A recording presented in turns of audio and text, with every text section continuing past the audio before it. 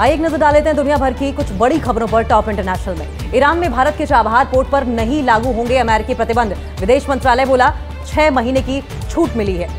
इसके अलावा अगली खबर, इजराइल के युद्ध से गाजा के बच्चों के हमेशा मौजूद रहेंगे घाव, मनोवैज्ञानिकों ने किया दावा। नरसंहार की साजिश, इजराइल अपने गाजा युद्ध को अंजाम देने के लिए अमेरिकी पीआर फर्मों का कैसे कर रहा है उपयोग। तुर्की के एर्दोआन ने जर्मनी से गाजा में इजराइल के नरसंहार को समाप्त करने में मदद करने का किस तरीके से किया है आग्रह। और इसके अलावा अमेरिका के साथ रिश्तों में सुधार की ओर बढ़े कदम, चाबहार पर राहत के बाद क्या हुई बातचीत, ट्रंप की जिद कैसे छीन लेगी 4 करोड़ लोगों के मुंह से निवाला, सैलरी के बाद अब रोजी रोटी की टेंशन कैसे आन पड़ी। और उधर ट्रंप ने दिया परमाणु हथियारों की टेस्टिंग का आदेश, इधर रशिया का बढ़ा पारा दे डाला अल्टीमेटम। सऊदी के बाद ईरान लेगा पाकिस्तान से परमाणु सुरक्षा की गारंटी, खमनेई की करीबी ने क्या संकेत दिए।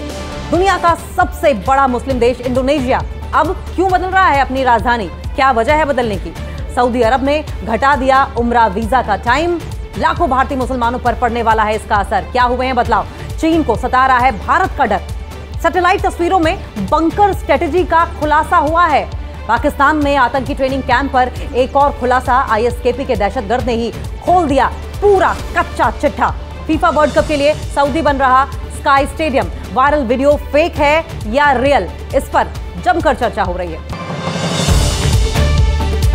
चलिए अब विस्तार से चर्चा करेंगे तमाम बड़ी अपडेट्स पर। ईरान में भारत के चाबहार पोर्ट पर किसी भी तरीके से लागू नहीं होने वाला है अमेरिकी प्रतिबंध, विदेश मंत्रालय बोला 6 महीने की छूट मिली है। अमेरिका ने पहले ईरान से जुड़े पोर्ट पर सैंक्शन जो लगाया था, छूट रद्द करने की समय सीमा 29 सितंबर तय की थी, लेकिन अब इसे 6 महीने के लिए बढ़ा दिया गया है। और आगे आपको बताएं कि ये पोर्ट भारत के लिए काफी अहम है। भारत ने ईरान के चाबहार बंदरगाह पर अमेरिकी सैंक्शन से, अमेरिकी प्रतिबंधों से 6 महीने की छूट की पुष्टि की है, कंफर्म किया है। विदेश मंत्रालय यानी कि एमईए ने गुरुवार को 30 अक्टूबर 2025 को कहा है कि ईरान में भारत के चाबहार बंदरगाह पर, चाबहार पोर्ट पर अमेरिकी सैंक्शन, अमेरिकी प्रतिबंध लागू नहीं होंगे। ईरान के साथ समझौता हुआ था, 10 साल का यह समझौता था। सरकार ने पिछले साल ईरान के साथ 10 साल का एक समझौता किया था, जिसके तहत सरकारी company India ports global limited IPGL ने भारत के लिए एक स्ट्रेटेजिक रणनीतिक बंदरगाह चाबहार में $37 करोड़ के निवेश का इन्वेस्टमेंट का वादा किया था। ये पोर्ट भारत के लिए बहुत इंपॉर्टेंट है क्योंकि ये पाकिस्तान को बाईपास करते हुए अफगानिस्तान और मिडिल एशिया तक सीधा व्यापार का रास्ता जो है वो उपलब्ध कराता है।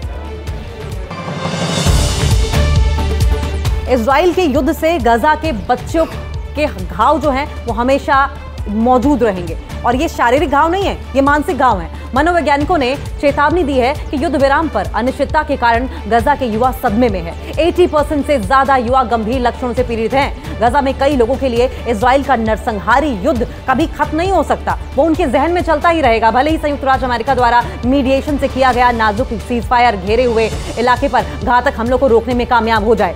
जो अब तक नहीं हो पाया, फिर भी उन फिलिस्तीनियों के मन में जोरदार धमाके गूंजते रहेंगे जो 2 साल से ज्यादा समय तक चले क्रूर संघर्ष में बच गए। 15 साल के अबेद अल अजीज अबू हविशाल ने ऐसे नजारे देखे हैं जो किसी भी किशोर को देखने नहीं चाहिए।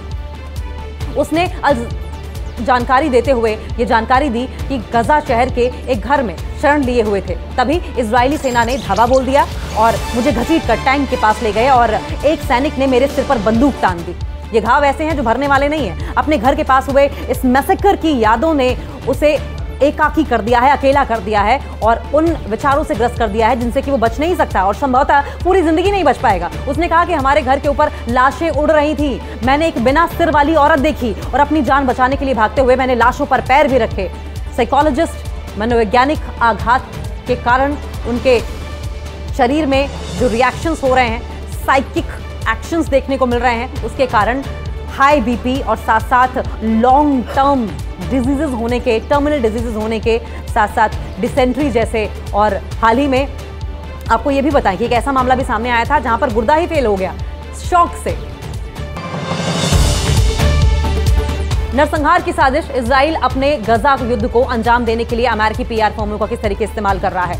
अब इजराइल की ओर से कुछ ऐसी कंपनीज को हायर किया गया है, ये पीआर कंपनीज हैं जो कि इजराइल के फेवर में नैरेटिव गढ़ेंगी, जबकि फिलिस्तीनियों को विलन बताएंगी, इजराइल को हीरो बताएंगी। इजराइल ने अमेरिकी दिलो दिमाग को जीतने में मदद के लिए 3 अमेरिकी जनसंपर्क कंपनियों के साथ अनुबंध किया है, कॉन्ट्रैक्ट किया है। और ये कंपनियां क्या करेंगी? ये कंपनियां धीरे धीरे अमेरिका के चर्चों में, कॉलेजेस में, स्कूलों में जाएंगी और इजराइल के फेवर में ब्रेन वॉश करेंगी लोगों का और फिलिस्तीन के अगेंस्ट, गाजा वासियों के अगेंस्ट। विदेशी एजेंट पंजीकरण अधिनियम यानी कि FARA के तहत जो डॉक्यूमेंट्स मिले हैं उनसे पता चला है कि इजराइल ने ऑनलाइन और साथ साथ यूएसए के ईसाई दक्षिणपंथी जो हैं उनके बीच में अपनी इमेज को और ज्यादा अच्छा बनाने के लिए कम से कम 3 PR कंपनियों के साथ कॉन्ट्रैक्ट साइन किया है।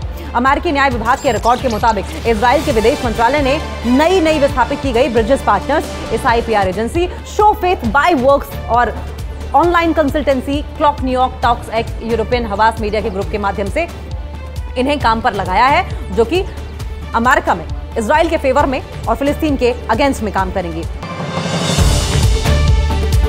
तुर्की के एर्दोआन ने जर्मनी से गजा में इजराइल के नरसंहार को समाप्त करने में मदद का आग्रह किया है। तुर्की के राष्ट्रपति रेसेप तैयप एर्दोआन ने जर्मनी की आलोचना करते हुए, जर्मनी को क्रिटिसाइज करते हुए कहा है कि वह इजराइल के नरसंहार को, इजराइल के मैसेकर को, कार्नेज को और गजा पर हमलों के बारे में अभी लगता है अनभिज्ञ हैं, उन्हें कोई जानकारी नहीं है या फिर जानबूझकर अनजान बने हुए हैं। उन्होंने अंकारा में जर्मन चांसलर फ्रेडरिक मर्ज के साथ एक संयुक्त संवाददाता सम्मेलन में एर्दोआन ने न्यूक्लियर और दूसरे हथियारों तक इजराइल की पहुंच का जिक्र करते हुए कहा कि वह गजा को धमकाने के लिए उनका उपयोग कर रहा है और कहा कि हमास के पास पर्याप्त हथियार नहीं है। उन्होंने ये भी कहा कि इजराइल ने हाल के दिनों में गजा पर एक बार फिर से अटैक किया है, जबकि इस रीजन में सीज फायर हो चुका है। एर्दोआन ने कहा कि हमें जर्मनी के रेड क्रॉस और अपने तुर्की रेड क्रिसेंट को शामिल करने, नरसंहार और जानबूझकर की जा रही भुखमरी को रोकना होगा। उन्होंने कहा कि क्या जर्मनी को यह सब नजर नहीं आता है। उन्होंने आगे ये भी कहा कि गजा में अकाल और नरसंहार को समाप्त करना तुर्की, जर्मनी और अन्य देशों का मानवीय कर्तव्य है। ये जर्मनी को नजर नहीं आता है। अमेरिका के साथ रिश्तों में सुधार की ओर कदम बढ़े हैं। हिंदुस्तान और अमेरिका अब आपस में पास आते नजर आ रहे हैं। चाबहार पर राहत के बाद एक डील हुई है, इसके बारे में जानेंगे। भारत अमेरिका संबंधों में नई मजबूती का संकेत देते हुए दोनों देशों ने 10 साल की 10 वर्षीय डिफेंस फ्रेमवर्क एग्रीमेंट पर साइन किए हैं। ये एग्रीमेंट न केवल रणनीतिक साझेदारी को नई दिशा देगा, बल्कि इंडिया पैसिफिक रीजन में स्टेबिलिटी को भी मजबूत करेगा। अमेरिकी रक्षा मंत्री पीट हेगसेथ ने ये जानकारी देते हुए कहा कि ये जो रूपरेखा का समन्वय है और कम्युनिकेशन साझा करने और टेक्नोलॉजी के कॉपरेशन को नए लेवल पर ले जाएगी। कुआलालंपुर में भारतीय रक्षा मंत्री राजनाथ सिंह और उसके साथ साथ हेगसेथ की मुलाकात के दौरान यह समझौता हुआ।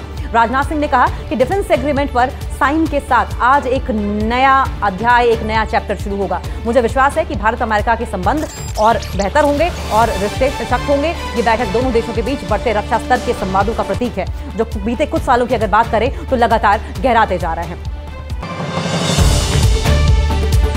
ट्रंप की जिद क्या छीन लेगी 4 करोड़ लोगों के मुंह से निवाला। सैलरी के बाद अब रोटी और रोजी की टेंशन लगातार अमेरिका में मंडराती जा रही है। अमेरिका को फिर से महान बनाने का वादा करके सत्ता में आए डोनाल्ड ट्रंप अपने मिशन में फेल होते दिखाई दे रहे हैं और बार-बार फेल हो रहे हैं। उनकी नाकामी का आलम यह है कि एक के बाद एक कई राज्यों में इमरजेंसी आदेश पर दस्तखत करके, साइन करके पैसे का इंतजाम किया जा रहा है। रिपब्लिकन सरकार के शटडाउन से अमेरिका को भारी आर्थिक नुकसान उठाना पड़ सकता है, भारी इकोनॉमिक लॉस से गुजरना पड़ सकता है अमेरिका को, क्योंकि अमेरिका का शटडाउन ऐसी मौसमी बीमारी बन गया है जिसका खामियाजा सिविलियंस से लेकर फौजियों तक को भुगतना पड़ रहा है। बंदी के संकट के बीच न्यूयॉर्क में फेडरल यानी कि केंद्र सरकार की खाद्य सहायता बंद होने का ऐलान कभी भी हो सकता है। ऐसी नौबत आने से पहले ही न्यूयॉर्क स्टेट में इमरजेंसी जैसी स्थिति घोषित कर दी गई है और इस बीच न्यूयॉर्क की गवर्नर कैथी होचुल ने इमरजेंसी फूड एड के लिए $65 मिलियन के नए स्टेट फंड का ऐलान किया है। न्यूयॉर्क वासियों को 4 करोड़ फूड बॉक्स मुहैया करवाने का वादा किया गया है और अब ये वादा कितना पूरा होगा ये भी आने वाला समय बताएगा। उधर ट्रंप ने दिया परमाणु हथियारों की टेस्टिंग का आदेश, इधर रूस का पारा बढ़ा, दे डाला अल्टीमेटम। क्या अल्टीमेटम दिया है? अमेरिकी राष्ट्रपति डोनाल्ड ट्रंप ने आदेश दिया था कि चाइना और रूस की क्षमता के बराबर अमेरिका के परमाणु हथियारों की टेस्टिंग की जाएगी। इस पर क्रेमलिन की तरफ से अब सख्त प्रतिक्रिया सामने आनी है, जो आनी ही थी। अमेरिका और रशिया के बीच चल रहा तनाव थमता हुआ नजर नहीं आ रहा है। राष्ट्रपति डोनाल्ड ट्रंप ने हाल ही में रक्षा मंत्रालय को न्यूक्लियर वेपन्स, परमाणु हथियारों की टेस्टिंग का आदेश दिया था, जिसके बाद रशिया की तरफ से भी अब रिएक्शन सामने आया है। क्रेमलिन के स्पोक्सपर्सन दिमित्री पेस्कोव ने कहा है कि रशिया भी अमेरिका के एक्शन को देखकर अगला कदम उठाएगा। अब क्रेमलिन के प्रवक्ता दिमित्री पेस्कोव ने आगे ये कहा कि राष्ट्रपति ट्रंप अपने बयान में उन्होंने जिक्र किया है कि कथित तौर पर कुछ देश परमाणु हथियारों का परीक्षण कर रहे हैं। परमाणु न्यूक्लियर वेपन्स को टेस्ट कर रहे हैं। अब तक हमें नहीं पता चला कि कोई उनका परीक्षण कर रहा है या नहीं कर रहा है। दरअसल वो सरकास्टिक हो रहे थे इस बयान को लेकर। अगर किसी तरह से भी इसका मतलब ब्योर वेस्टनिक के परीक्षण से है तो ये किसी भी तरह से परमाणु परीक्षण नहीं है। मुगालता अपना डोनाल्ड ट्रंप दूर कर लें। अमेरिका के खिलाफ कार्रवाई पर क्या बोला है रशिया, जरा ये भी जान लेते हैं। उन्होंने कहा कि सभी देश अपनी रक्षा प्रणाली विकसित कर रहे हैं, डेवलप कर रहे हैं, लेकिन ये परमाणु परीक्षण नहीं है। अमेरिका एक संप्रभु देश है और उसे अपने फैसले लेने का पूरा हक है। लेकिन मैं राष्ट्रपति पुतिन के बयान को याद दिलाना चाहूंगा, जिसे कई बार दोहराया गया है। अगर अमेरिका परमाणु परीक्षण पर रोक हटाता है तो उस स्थिति के हिसाब से आगे कार्रवाई की जाएगी। सऊदी अरब ने घटा दिया है उम्रा वीजा का टाइम। लाखों भारतीय मुसलमानों पर अब इसका असर दिखाई देगा सीधे तौर पर। सऊदी अरब ने उम्रा वीजा नियमों में बड़ा बदलाव किया है। अब एंट्री वीजा की वैधता जो है वो 3 महीने से घटाकर सिर्फ 1 महीना कर दी गई है, जो वीजा जारी होने की तारीख से मान्य होगा, वैलिड होगा। हालांकि सऊदी पहुंचने के बाद तीर्थयात्री के ठहरने की जो अवधि है, टाइम फ्रेम है, वो पहले की तरह 3 महीने ही रहेगी। ये नियम अगले हफ्ते से लागू कर दिए जाएंगे, जिसका मकसद बढ़ती भीड़ को कंट्रोल करना है, बढ़ती भीड़ को मैनेज करना है। भारत से बड़ी तादाद में लोग सऊदी अरब जाते हैं, तीर्थ यात्रा करने, हज और उम्रा अदा करने जाते हैं, जबकि हज करने जाने के लिए एक निर्धारित समय होता है, लेकिन उम्रा पर लोग पूरे साल भर जाते हैं। अब उम्रा अदा करने जाने को लेकर एक बड़ा बदलाव सामने आया है। सऊदी अरब ने उम्रा के लिए एंट्री वीजा की वैधता की जो पीरियड है उसको 3 महीने से घटाकर 1 महीना कर दिया है।